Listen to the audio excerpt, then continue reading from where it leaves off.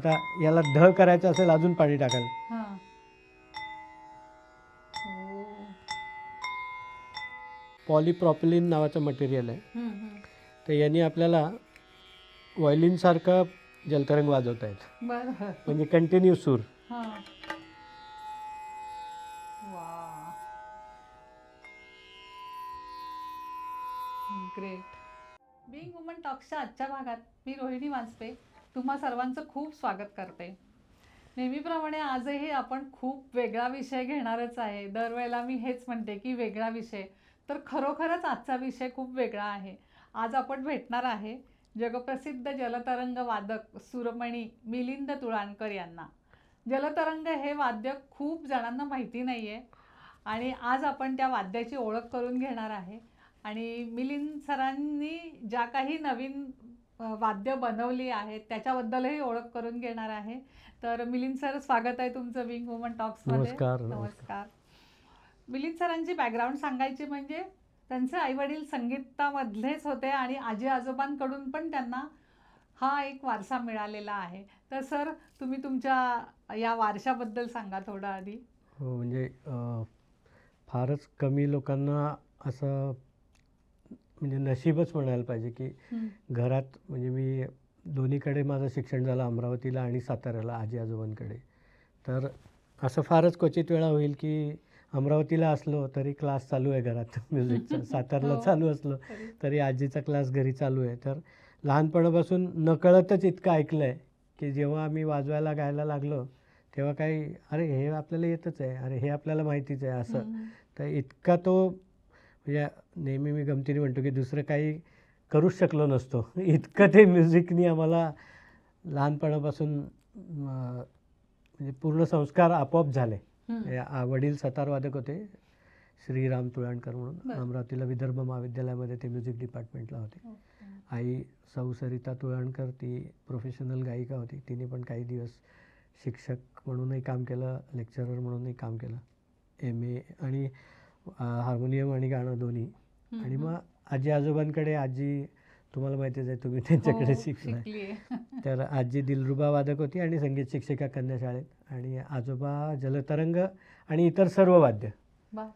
तर आजोबांचं जितकं हरहुन्नरी व्यक्तिमत्व होतं की ते स्कॉलरशिपचे क्लासेसही घ्यायचे, सगळी वाद्य शिकवणं, दुरुस्त करणं ते करायचे. आणि त्यांनी तारुण्यामध्ये सिंगल बार डबल बार चॅम्पियनशिप इथपर्यंत म्हणजे इतका वास्ट त्यांचा हे होता. तर त्याच्या सगळ्यामुळे खूप पटपट होत गेली आमची प्रगती. म्हणजे मी कॉलेजमध्ये फर्स्ट सेकंड इयरला असतानाच मी रेडिओला वाजवायला लागलो होतो, रेडिओ आर्टिस्ट म्हणून. तर ते हाच एक खूप मोठा, म्हणजे खूप मोठी देणगी, खूप मोठा वारसा मिळाला आम्हाला. बरोबर. सर, जलतरंग हा हे वाद्य ॲक्च्युली आत्ता खूप कमी लोकांना माहिती आहे, तर त्याबद्दल आपण जरासं बघूयात. आणि आता हा तुम्ही जलतरंगाचे काही हे आणलेलेच आहेत. थोडे इथे जस्ट एक दाखवायला म्हणून. आपण पूर्ण जलतरंग नंतर बघूच वादनामध्ये. पण हे जे वाद्य आहे ते 14 विद्या 64 कला आपण ज्या म्हणतो, म्हणजे प्रभू श्रीरामचंद्र 14 विद्या 64 कलांमध्ये निपुण होते. तर त्या 64 कलांची यादी जेव्हा आपण बघतो त्याच्यात जलतरंग वाद्याचा उल्लेख आहे. पण अर्थातच तेव्हा ह्या चिनी मातीची भांडी उपलब्ध नव्हती, म्हणजे ज्याला आपण पोर्सलिन म्हणतो आता. तर तेव्हा धातूच्या भांड्यांवर, मातीच्या भांड्यांवर जलतरंग वाजवत असत. तर 10व्या शतकामध्ये पोर्सलिनचा शोध लागला आणि तेव्हा जे जलतरंग वादक होते त्यांना असं लक्षात आलं की याचा आवाज धातूच्या भांड्यांपेक्षा खूप श्रवणीय आहे, गोड आहे, मधुर आहे. तर मग ते ही भांडी वापरायला सुरुवात झाली. पण प्रत्येक गोष्टीला दोन बाजू असतात, की धातूची भांडी फुटत नाहीत आणि ही भांडी आपल्याला माहीत आहेत की किती दिवस आपल्याबरोबर म्हणजे आपण सगळ्यांच्याच घरी कपबशा आणतो, क्रॉकरी आणतो, वर्ष 2 वर्ष अगदीच न वापरता ठेवून दिले तर 5 वर्ष. तुम्हाला आश्चर्य वाटेल, हा माझ्या आजोबांचा सेट आहे, त्याच्यात काही मी बदललेत, काही नवीन टाकलेत, पण जे आजोबांचे आहेत ते साधारण 90-95 वर्षाचे बाऊल आहेत आता, आणि गेली 35-40 वर्ष मीच ते वापरतोय. तर जलतरंग वादनात मी नेहमी सांगतो की त्या मानाने सगळ्यात सोपं आहे वादन. पण त्याला आणणं नेणं, ते जतन करणं, सांभाळून ठेवणं आणि पाण्याने ट्युनिंग हे त्याच्यातली जास्ती अवघड बाब आहे. बरोबर. आपण तर काय पाण्याने बघूयात ट्युनिंग आता? म्हणजे काय आहे की असं बाकी सगळी वाद्य जी आहेत किंवा कुठलेही इक्विपमेंट आहेत ते पाण्याला घाबरतात. हो. एक थेंब पाणी जरी गेलं इलेक्ट्रॉनिकमध्ये तरी ते, बरोबर. तर याच्यामध्ये आपण सरळ पाणी ओततोच आणि पाण्याने ट्युनिंग करतो. आता आपण इथे मी जरा तंबोऱ्याचा स्वर लावतो.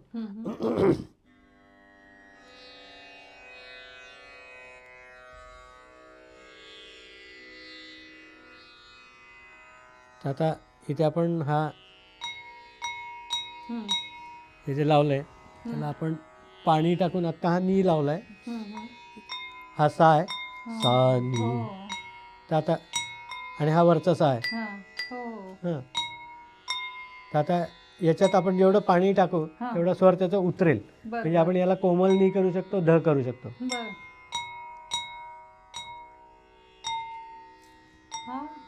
आणि तो तुमचा कान जितका तयार असेल तितकं तुम्ही ते पटकन करू पटकन शकता. करा. आणि आता मला इतके वर्षाचा अंदाज आलाय. बरोबर. आता याला ध करायचं असेल अजून पाणी टाकाल.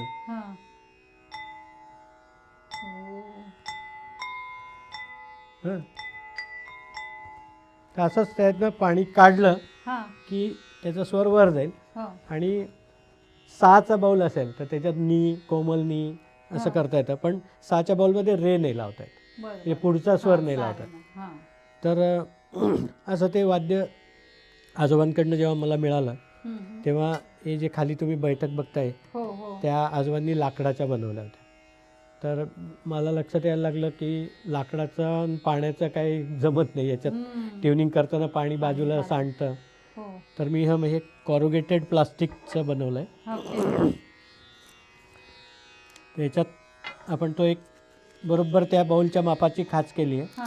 आणि दुसरं असं की ही दोन्ही एकमेकात अडकतील अशी त्याला खाच. अच्छा, म्हणजे हलणार नाही. तर ह्यानी काय होतं, संपूर्ण संच जो आहे तो एकसंध राहतो आणि त्यांनी आवाजाची क्वालिटी खूप सुधारली. तर कॉरुगेटेड प्लास्टिक असल्यामुळे वजनही कमी झालं. बरोबर. आणि दुसरं असं की त्या कॉरुगेटेडमध्ये खाली हवेचा एक थर राहतो, त्यामुळे ते थोडी उचललेली राहतात, म्हणजे खालचा जो हे आहे तो आवाज कमी येतो. तसंच ह्या स्टिक्स आहेत, आधी लाकडाच्या स्टिक्स वापरत होते आजोबा, केन म्हणजे वेताची काठी ती वापरत होते. तर हे मला लक्षात आलं की त्या काठ्यांचा एक आवाज आहे स्वतःचा, ठक ठक ठक ठक तो त्याच्यात येतोय. आणि दुसरं त्या तुटून जायच्या वाजवून, कारण माझा एक तास दीड तासाचा प्रोग्राममध्ये तुटायच्या काठ. तर हे नायलॉनचे रॉड्स केले मी, त्यांनी आवाज तर खूप सुधारला. आणि परत लाकडाचा जो मिक्स होता तो आता त्याला आपण इथे एक सर्जिकल टेप लावली आहे त्याचा स्ट्रोक कमी व्हायसाठी. म्हणजे याच्यात आणि याच्यात किती फरक आहे. तर हा गोडवा वाढला. मग अजून हे त्याचं थोडासा अजून हेवी स्ट्रोक.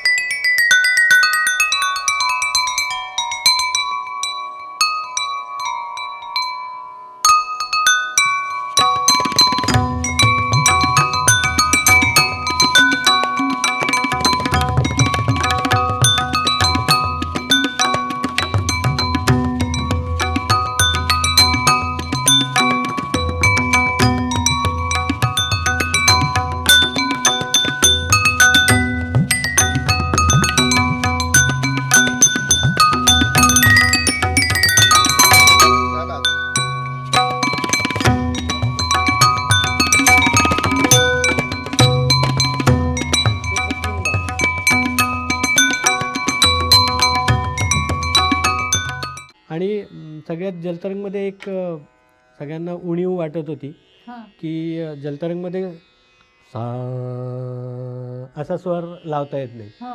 तर ती उणीव त्या यांनी भरून निघाली. ही जी स्टिक मी बनवली, आपण व्हायोलिनला जे वापरतो रेझिन, तर तेच आहे. आणि हे पॉलीप्रॉपिलिन नावाचं मटेरियल आहे. तर यांनी आपल्याला व्हायोलिनसारखं जलतरंग वाजवता येतं, म्हणजे कंटिन्यू सूर.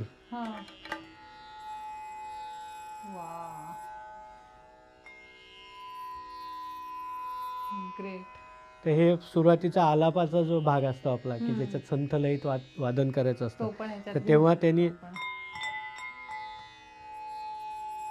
हम्म.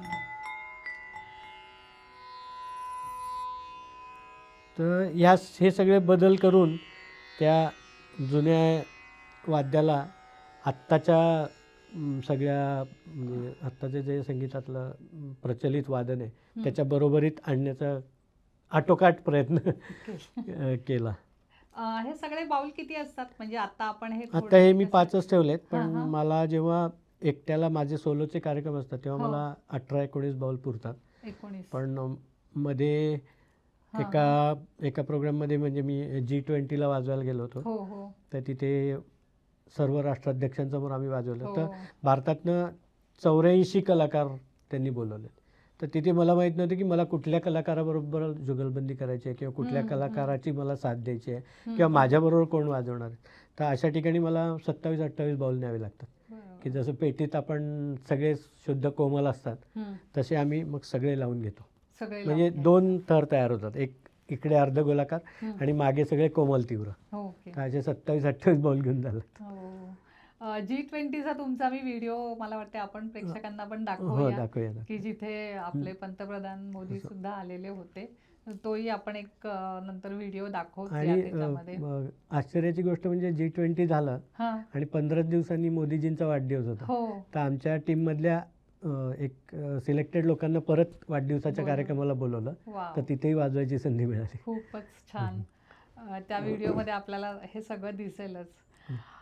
जलतरंगाचे तुम्ही कार्यक्रम देश-विदेशात खूप केले म्हणजे 18 पेक्षा जास्ती देशांमध्ये तुम्ही हो, आता कार्यक्रम 21 देश केलेले आहेत. झालेत माझे. हो, तेच म्हणून मी जेव्हा बघितलं तेव्हा 18 वाटलं, त्याच्यापेक्षा जास्ती 21 देशांमध्ये कार्यक्रम केले. तर बाहेरच्या लोकांना काय वाटतं असं की हे वाद्य कसं आहे की बाहेर कुठे वाजवतात का हे वाद्य? नाही, बाहेर असं वाद्य नाही आहे. हां. कारण आता मी 21 देश फिरलोय आणि आता इंटरनेटचा हो. यूट्यूबचा जमाना आहे. आता असं काही लपून राहत लपवून नाही की राहतच नाही. अरे बापरे तिकडे वाजवतो ते आपल्याला माहितीच नाही आहे. किंवा माझे व्हिडिओ बघून सुद्धा मला खूप लोकांनी आत्तापर्यंत पाठवले असते की हे तुमच्यासारखंच वाद्य आमच्या देशात हो, आहे किंवा हो. काय, किंवा मी जिथे जातो तिथे. पण असं वाद्य नाही आहे. चायनामध्ये ते कप बशा असे वाजवतात, पण त्याच्यात पाणी नाही आहे घालत. म्हणजे ते ट्यून्डच ते सिलेक्ट करतात आणि त्याच्यात वाजवतात. तर पाणी घालून फार काही दुसरं कुठलं वाद्य मी बघितलं नाही आहे. एक वाईन ग्लासेस, ते ग्लास हार्मोनिका म्हणून वाजवतात, ते त्याच्यात एक पाणी घालून ते ट्यून करतात, तर ते एक वाजवतात. पण असं आपल्यासारखं नाही की जलतरंग 19-20 हां, जलतरंग नाही, नाहीच नाही. आहे. म्हणजे जल त्याच्यात नाही त्याच्यात नाही. नुसते तरंग असतील किंवा स्वर असतील. सर देश-विदेशात कार्यक्रम केले तर एखादा किस्सा सांगा ना. म्हणजे असे खूपच आहेत आता कार्यक्रमाचे किस्से, पण एक पॅरिसमधलं सांगतो. तिथलं थिएटर दा विला पॅरिस म्हणून जुनं थिएटर आहे एक, तिथे कार्यक्रम होता आणि आमचे ऑर्गनायझर म्हणले की आज आपल्याला ट्रेन मेट्रो असं जायला लागणार आहे कारण याचा संप आहे, टॅक्सीचा संप आहे. तर पहिले तर आम्हाला वाटलं की अरे वा, म्हणजे फक्त आपल्याला संपाची सवय आहे असं नाही आहे, सगळीकडेच असतं, माणूस म्हणला की सगळीकडे सारखं. तर आम्ही गेलो आणि मला त्यांनी सांगितलं होतं की 1 तास 15 मिनटं तुम्हाला वेळ दिला आहे आणि जर खूप वेळ टाळ्या वाजल्या 2 मिनटं 3 मिनटं तर त्याला वन्स मोर समजा आणि अजून एक 10 मिनटं वाजवा, पुढे वाजवा. तर असं मी वाजवून थांबलो आणि मी नेहमी तेवढाच वेळ वाजवतो जेवढा वेळ मला सांगितलं जातं. बरोबर 1 तास 15 मिनटांनी थांबलो तर खूप वेळ टाळ्या वाजल्या. तर म्हटलं आपल्याला थोडा वेळ एक्सटेंड करायचा आहे. मी अजून एक 10 मिनटं वाजवलं, परत खूप वेळ टाळ्या वाजल्या, असं परत वाजवलं. असं 3दा झाल्यावर मग माझ्या डोळ्यासमोर दिसायला लागले की आपल्याला आता चालत जाऊन ट्रेनपर्यंत मग ती ट्रेन बदलून दुसरी ट्रेन आणि मग नंतर रात्र होणार, थंडी पण वाढणार. तर शेवटचे जवळपास 5-6 मिनटं, हा व्हिडिओ ॲक्च्युअल माझ्या यूट्यूबला आहे, 6-7 मिनटं टाळ्या वाजतात शेवटी. मग मी माझ्या दोन्ही साथीदारांना खूण केली आणि आम्ही स्टेजवरनंच बाहेर निघालो. तर असे खूप खूप अनुभव आहेत. आणि दुसरं मला महत्त्वाचं सांगायचं की या प्रेक्षकांमध्ये एकही भारतीय नव्हता.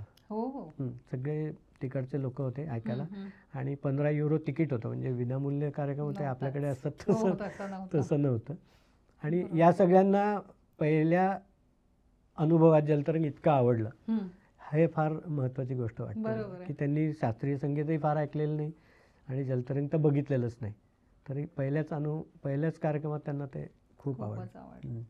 तेच एवढ्या देशाविदेशात केलेल्या कार्यक्रमांचं हे एक फळ आहे की आपण ही भारताची जी म्हणजे एक ठेवच आहे आणि हो. ती तुम्ही सगळ्यांना हे करताय. नेहमी असं होतं. आणि जलतरंग म्हणजे त्याचा जो हे आहे, म्हणजे त्याचा जो प्लस पॉईंट आहे, हम्म. की आधी त्याला ते माहीत नाही, हा त्याचा मायनस पॉईंट होता. पण आता तोच त्याचा प्लस पॉईंट आहे की हे रेअर आहे. रेअर आहे. त्यामुळे मला अनेक अशा ठिकाणी जायला मिळतं. म्हणजे मी मोरोक्कोला गेलो होतो. हां, हां. तिथे फेज फेस्टिवल म्हणून असतो. हां, हां. तर त्यांचं थीम कार्यक्रमाची पाणी होतं, सॅक्रेड वॉटर. हो, हो. तर त्यांनी शोधून काढलं की असं पाण्याशी संबंधित काही वाद्य आहे का. हां. तेव्हा मोरोक्कोला गेलो. आत्ता मी मागच्या वर्षी याला नेदरलँडला गेलो होतो. त्यांचं सप्टेंबर मी नावाचा फेस्टिवल असतो. तर त्यांचं अंडर वॉटर नावाची थीम होती त्यांची. अरे वा. त्यांनी पण मला शोधून काढलं. तर ते म्हणले की आमच्या फेस्टिवल सुरू झाल्यापासून आजपर्यंत हां. युरोपच्या बाहेरून कलाकार आलेले तुम्हीच पहिले. हो. हं. वा. तर अशा ठिकाणी मला ह्या वाद्यामुळे जायला मिळतं. हो, पण ह्याचा आवाज इतका मधुर असतो. म्हणजे हं. मी पण आता ऐकलंय लहानपणापासून आणि आपण काही काही जाहिरातीमध्ये सुद्धा ह्याची झलक बघतो. हो. तर त्याच्याबद्दल सांगा ना, काही जाहिरातींमध्ये हो, मी आपण त्याचं. ब्रिटानिया गुड डेची मला वाटतं एक 10 वर्षापूर्वी दिवाळीला हां, त्यांचा असा छोटा बाउल काचेचा हां. ब्रिटानिया गुड डेच्या बिस्किट बरोबर फ्री होतं. अच्छा. आणि त्यांना त्या बाउलवर वाजवून काहीतरी म्युझिक करायचं होतं. हो. तर उस्ताद तौफिक कुरेशींची माझी नेहमीच आमची जुगलबंदी वगैरे होते. ते म्हणले मिलिंद हम इसको कुछ बजा के करेंगे. म्हणलं चले. तर मी ते पहिले ब्रिटानिया गुड डेसाठी वाजवलं. एक 5-6 वर्षापूर्वी टायटन एज नावाचं गडा अगदी बारीक हे आहे तर तेच हां, आहे. हां, हां. तर अगदी पातळ, पण ते सिरॅमिकचं आहे. बरोबर. हे मेटलचं आहे. हां. ते जे मी जी ॲड केली ते सिरॅमिक. तर सिरॅमिकचं? त्यांना सिरॅमिकवर वाजवून काहीतरी पाहिजे. बरोबर. तर ती ॲड माझी खूप फेमस झाली. म्हणजे त्याच्यात फक्त बाऊल आणि माझे 2 हात दिसतात. हो. पण टायटनसारख्या एवढ्या मोठ्या ब्रँडनी म्हणजे ते कोणालाही बोलवू शकतात. कुठल्याही सुपरस्टारला, अमिताभ बच्चनला बोलवू शकतात. पण त्याच्यात सुपरस्टार आमचा हां. जलतरंग आहे. बरोबर आहे अगदीच.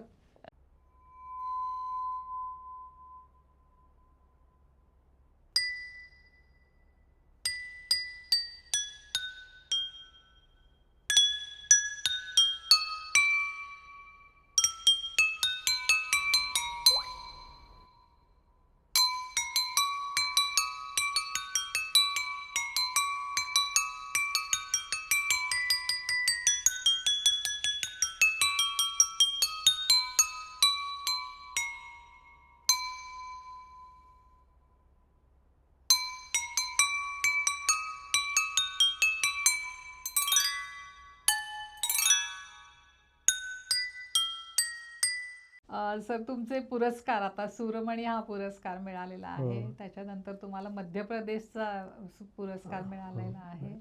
अश्विनी जप्तीवाले तो पण पुरस्कार मिळालेला आहे. ॲक्च्युली खरं भली मोठी यादीच आहे. पण मला सूरमणी पुरस्काराबद्दल विचारायचं होतं आणि मध्य प्रदेशच्या हां, मध्य प्रदेशचा पुरस्काराबद्दल तिथे एक खूप महान सारंगी वादक होते, उस्ताद लतीफ खान म्हणून. जरा. तर संगीत नाटक अकॅडमीच्या म्हणजे संगीत अकॅडमी अवॉर्ड विजेते होते ते. तर मध्य प्रदेश गव्हर्नमेंटचं जे संगीताचं हे आहे, त्याच्यात त्यांच्या नावाने एक पुरस्कार दुर्मिळ वाद्यवादकाला मिळतो. तर तो मला 2022ला मिळाला. 21 की 22ला मिळाला. आणि तिथे ते कार्यक्रमही करतात त्या दुर्मिळ वाद्यवादकाचा. आणि त्याला मला वाटतं 51,000 रुपये आणि मानपत्र असा तो गव्हर्नमेंटचा पुरस्कार आहे. अश्विनी जप्तीवाले जो पुरस्कार आहे ती फॅमिली माझ्या ओळखीची आहे. हो. त्या मुलीच्या नावाने ते करतात. तर हम्म. तो ॲक्च्युली सामाजिक कार्यासाठी आहे. तर बरं, मी बरं. थोडंफार जे काय हो, थोडंसं आपण करतो तिकडे त्याच्याबद्दल येणारच तो आहे.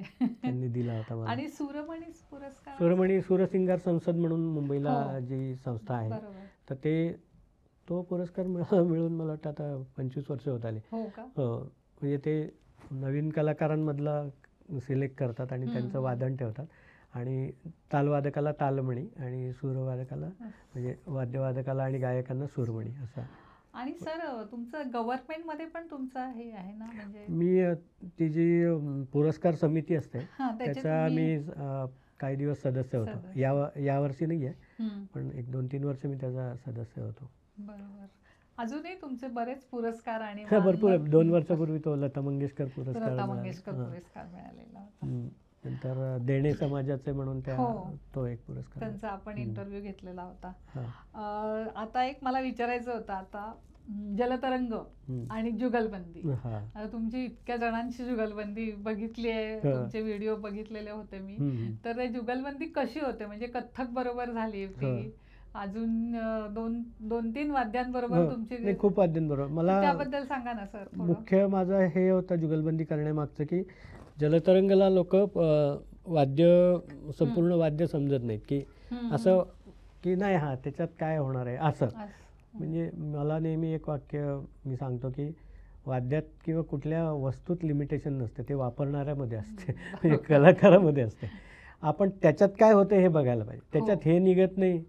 म्हणजे आता साधं उदाहरण झालं की साखर खारट लागत नाही, हे काय साखरेचा दोष आहे, तो त्याचा प्लस पॉईंट आहे. तर आपण आपल्याला मीठ पाहिजे असेल आपण मीठ घ्यायचं आहे. आपण साखर घेऊन ही खारट लागत नाही म्हणण्यात काय अर्थ नाही. तसं आपण जर जलतरंग निवडलं आहे तर त्याच्यात काय होतं. आता अनेक वाद्य आहेत किंवा आपला ह्युमन व्हॉइस हा सगळ्यात मोठं वाद्य आहे, पण एकावेळी 2 स्वर आपण गाऊ शकतो का. सा प, आता मी इथे 2 स्वर मी एकावेळी, आता मी 4 स्टिक जर हातात घेतल्या अशा 2-2, तर मी 4 बाऊल एकावेळी वाजवू शकेल ना अशा. तर हे त्याच्यात होतं आहे. हे म्हणजे अशी कितीतरी गोष्टी आहेत की ज्या जलतरंगमध्ये होतात ते बाकी कुठल्याच वाद्यात होत नाही. तर आता याच्यात मीण निघत नाही, म्हणजे याला मीण म्हणतो आपण, सा नि द सा, हे आत्ता मी म्हणलो, याच्यात मीण निघत नाही. तर पियानो हे किती आपल्याला सगळ्यांना प्रसिद्ध वाद्य आहे. हार्मोनियम प्रत्येकाच्या घराघरात आहे. संतूर पंडित शिवकुमार शर्मा आमच्या गुरुतुल्य व्यक्ती, या वाद्यात कुठे मीण निघते. या तिन्ही वाद्य मी आता सांगितली, पण ती सुद्धा पॉप्युलर आहेत. म्हणजे मीण निघत नाही म्हणून जलतरंग पॉप्युलर नाही असं नाही. तर त्याच्यात काय होतंय ते जास्तीत जास्त तुम्ही दाखवायला पाहिजे. तर असं आता मींडचा विषय निघाला म्हणून दाखवू शकतो मी की याच्यात आपल्याला जर मींड काढून दाखवायची असेल, मींड आहे. आता साध सा जी मींड मी मगाशी गायलो, साध आहे ना, तर दाखवायची म्हणलं तर दाखवता येऊ शकते याच्यातही.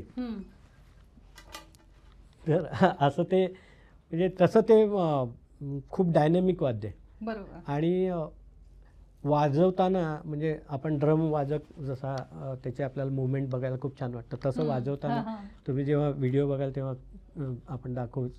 तर तेव्हा जी म्हणजे ज्याला काही शास्त्रीय संगीतातलं कळत नाही, पहिल्यांदाच कार्यक्रमाला आला, त्याला ती हालचाल आणि ते सगळे एनर्जी बघून सुद्धा मजा येते. तबला ह्याच्याबरोबर जुगलबंदी, तर जुगलबंदी करायचं कारण ते होतं की हे वाद्य कशात कमी नाही आहे बाबा. मी जे कथ्थक बरोबर जुगलबंदी केली, खूप अवघड गोष्ट आहे. म्हणजे ते जे त्यांचं हे आहेत, तत्कार आहेत, त्याच्याबरोबर आपण त्या स्पीडला जलतरंग वाजवणं, किंवा सतारीबरोबर जुगलबंदी करतो मी. आमच्या डॉक्टर मित्र पंडित हरविंदर शर्मा चंदीगडचे, त्यांच्याबरोबर माझी CD आहे. बासरीबरोबर जुगलबंदी केली. इवन मी गाण्याबरोबर जुगलबंदी केली आहे. तर मंजुषा पाटील बरोबर केलं, ते पण यूट्यूबला आहे.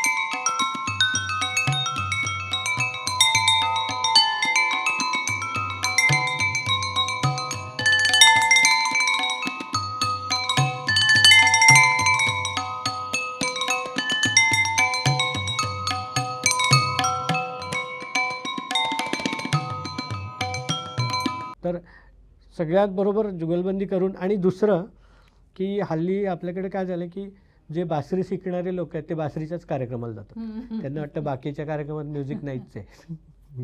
तर म्युझिक शिकत असतो आपण. वाद्य हा ते तुमची एक्सप्रेशन बाहेर ठेवण्याचा एक इन्स्ट्रुमेंट आहे. बरोबर. म्युझिक तुमच्या आत पाहिजे. तर तुम्ही म्युझिक जास्तीत जास्त ऐकाल तर ते तुमच्या बासरीमधनं येईल ना. हो. तर मी म्हटलं की मग जलतरंग शिकणारे तर कोणीच नाही, ते ऐकायला कोण येणार. कोण? तर बासरी ऐकायला येणाऱ्यांना जलतरंग ऐकायला मिळेल. हे हो. जुगलबंदीचं अजून एक कारण होतं हां. की जास्तीत जास्त लोकांपर्यंत पोहोचणे. बरोबर. की वेगवेगळ्या वाद्यांबरोबर केली तर वेगवेगळे प्रेक्षक आपल्याला मिळतील. हं. आणि मला वाटतं त्याच्यात खूप अंशी सफल झालो की लोकांपर्यंत पोहोचण्यात. कारण जुगलबंदीमुळेच जास्ती लोकांपर्यंत हां, तुम्ही पोहोचलात. खूप ठिकाणी बरं. सर, तुमचे जलतरंगाचे क्लासेस आहेत आहेत ना. आणि आहेत ना? मला सांगायला आनंद होता की हे जे G20 आणि मोदीजींचं हे झाला, प्रोग्राम झाला, हां, हां. तर संगीत नाटक अकॅडमीने मला गुरु म्हणून अपॉइंट केलं आहे. अरे वा. त्याच्यात कला दीक्षा नावाचा आपला संगीत नाटक अकॅडमीचा एक प्रोग्राम आहे कल्चरल मिनिस्ट्रीचा. हं, हं. ते शिकणाऱ्या मुलांनाही थोडं स्टायपेंड देतात, वा. मलाही शिकवायचं मानधन देतात. हो. आणि 10 विद्यार्थी माझ्याकडे शिकतायत. अरे वा. आणि कोणी मला वाटतं पण- हे नवीन हां. गव्हर्नमेंटचं थोडं कौतुक करायला पाहिजे आपण खरंच. की म्हणजे मी गेलो, वाजवलं आणि त्यांनी म्हणलं की हे वाद्य तर खूप दुर्मिळ झालं आहे. हो. संध्या पुरेच्या म्हणून आता डायरेक्टर आहेत बरं, संगीत बरं. नाटक अकॅडमीच्या. हं, त्या हं. भरतनाट्यम डान्सर आहेत आणि मुंबईच्या असल्यामुळे मराठी बोलतात. हं, हं. तर त्या म्हणलं की खूपच दुर्मिळ झालं, हे तुम्ही लोकांना शिकवा. म्हणलं शिकवायलाच पाहिजे. हो. मग तुम्ही कला दीक्षासाठी फॉर्म का नाही भरत म्हणलं काय असतं. हं. तर आपल्याला काय ह्या योजना पण माहीत नसतं. हो. त्यांनी दुसऱ्या दिवशी सगळी अरेंजमेंट पूर्ण करून एक 15 दिवसात ते कला दीक्षा सँक्शन. अरे वा. तर मला वाटतं सरकारी काम इतक्या पटकन होऊ शकतं हम्म. याच्यावर आपला कधी म्हणजे आधी 15 दिवसात भेटतच नाही माणूस. हो. आधी पूर्वी असं होतं. असं होतं. तर आधी पण कला दीक्षा प्रोग्राम चालू होता या हम्म. गव्हर्नमेंटच्या आधी. हं. पण ते मला वाटतं 10 की 12 लोकांनाच मिळायचं. हं. आता हे 140 लोकांना देत आहेत. हो का. म्हणजे ही किती मोठी गोष्ट आहे ना. खूपच. म्हणजे त्याच्यात पपेट बनवणारे आहेत, लेदरच्या वस्तू बनवणारे आहेत हं. आणि खूप चांगलं काम. म्हणजे आपल्या ज्या हं. नाहीशा होतील हां. त्या कलांना नश्वर तुम्ही ते- सगळ्या नश्वर ज्या कला आहेत कलांना त्या परत हं. तुम्ही त्याचं Revive होत आहे. रिवाईव्ह होत आहे. Very good. तर समजा कोणाला जलतरंग शिकावासा वाटला आणि अशी नवीन नवीन वाद्यांचं संशोधन करावंसं वाटलं तर नक्की मिलिंद तुळाणकर सरांना संपर्क करा. Yes. आणि आम्ही त्यांचा नंबर, फोन नंबर देणारच आहे डिस्क्रिप्शन बॉक्समध्ये. सर, तुम्ही आज इतका वेगळ्या प्रकारचे आम्हाला हे दिलेले आहेत, माहिती दिली आहे. नवीन ही वाद्य कशी वाजवता तुम्ही ते पण सांगितलं आहे. कारण जलतरंग मी नुसतं ऐकल्यावरच म्हणजे हम्म. मला आठवते की मी बघितलंय, शाळेत वाजवलंय बघितलं. शाळेत, पण नंतर कधीच बघितलं नव्हतं एवढ्या वर्षात. फारच छान वाटलं हे बघून. आणि तुमची जे काही तुम्ही आता दाखवलं त्याचे हम्म. पाण्याची क्वांटिटी पातळी कमी जास्त करून सुद्धा पटकन हे होते. त्याच्यामध्ये. तर मी नेहमी सांगतो की हां. पाणी किती जपून वापरायला पाहिजे हे आपल्याला जलतरण शिकवतं. जलतरंग शिकवतात. म्हणजे एका थेंबाने स्वर बेसूर होऊ शकतो. हो, अगदी बरोबर म्हणजे आहे. म्हणजे असं म्हणतात की पुढची जी युद्ध होणार आहेत ती पाण्यासाठी होणार आहेत, पिण्याच्या. म्हणतात असं, कारण हां, आपण तर पाणी तितके जपून वापरायला पाहिजे. पुणेकरांना तर सांगायलाच पाणी- पाहिजे. म्हणजे इथे पाण्याचे खूप मुबलकता असल्यामुळे फारच हो. त्याच्याकडे दुर्लक्ष आहे. दुर्लक्षच होत म्हणजे मी एका बंगल्यात गेलो होतो कर्वेनगरमध्ये. तर नळी बागेत टाकून दिलेली होती, नळ चालू करून. म्हणजे काय बाबा, झाडांना पाणी घातलं ठीक आहे, माहितीच नाही ते किती वेळ चालू आहे. अशा प्रकारचं. किंवा टाकी ओव्हरफ्लो होत असते अर्धा अर्धा तास, लक्ष देत नाहीत. म्हणजे सगळी माणसंच असतात पण कोणी त्याच्याकडे. म्हणजे मी मकरंद बुवांबरोबर असतो, त्यांनी सांगितलेला एक किस्सा आठवला की एका माणसाला खूप तहान लागली आहे आणि तो एका छोट्या हॉटेलमध्ये हायवेला. तर तो म्हणतो की अहो पाणी आहे का, पाणी. तो म्हणतो आहे. म्हणे द्या ना पाणी. तो असं इकडे तिकडे होतो. आत्ता कोणीच माणूस नाही म्हणे. म्हणे एक थोड्या वेळासाठी तुम्ही माणूस व्हा ना. तुम्ही उठून दिलात तरी चालेल. चालेल. तर असं पाण्याशी संबंधित असल्यामुळे त्याच्यात खूप गोष्टी निगडीत आहेत. बरं, याला पाणी पण असं साधं कुठलंही पाणी चालत नाही. जास्ती क्षारयुक्त पाणी असेल ना तर याचा आवाज आहे ना तो 20 मिनिटानंतर हा जो त्याचा सस्टेन आहे एवढा बंद होऊन जातो. तर परदेशात तर मला खूप प्रश्न येतो तर तिकडे मी डिस्टिल वॉटर वापरतो, बरोबर. जे आपण बॅटरीसाठी वापरतो तेच किंवा पाणी इस्त्रीला वापरतात. काही लोक वापरतात. तर त्याच्यात मग क्षार नसतात. हो, तर हे पण म्हणजे सगळंच आपल्याला जलतरंग खूप शिकवतो. बरोबर आहे. जलतरंगाबद्दलची इतकी माहिती मिळाली आहे सर, पण आपण दुसऱ्या भागामध्ये तुमच्याकडची अजूनही बनवलेली वाद्य, आणि तुमची संगीत वेगळी वाद्य. थेरपी आणि बऱ्याच गोष्टी आणि समाजसेवा या सगळ्या गोष्टींवरती बोलूया. चालेल. तर या भागात आपण नक्की पुढच्या भागासाठी पुन्हा भेटूया पुढच्या भागामध्ये.